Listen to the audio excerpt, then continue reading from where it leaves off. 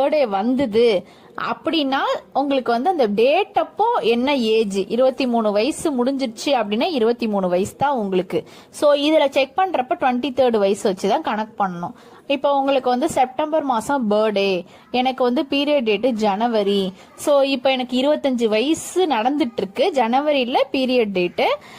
எனக்கு செப்டம்பர் மாசம் பர்த்டே, நான் என்ன பண்றது? எனக்கு அப்ப எந்த வயசு? நான் 25ன்னு கால்குலேட் பண்ணணுமா இல்ல 26ன்னு கால்குலேட் பண்ணணும்னா உங்களுக்கு ரன்னிங் ஏஜ் பாத்தீங்கன்னா 25 தான். 25ல தான் நீங்க கன்சீவ் ஆயிருக்கீங்க.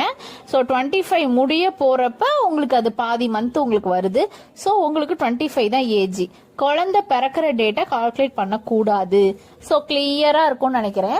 ஏன்னா சைனீஸ் கேலண்டர்ல எப்படி பார்க்கணும்னு எல்லாருக்குமே தெரியும். பட் இந்த டவுட்ஸ் வந்து கட்டாயம் வரும்.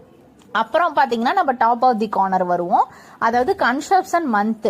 கன்செப்ஷன் மந்த் பாத்தீங்கன்னா உங்களுக்கு பீரியட் டேட் தான். ஸோ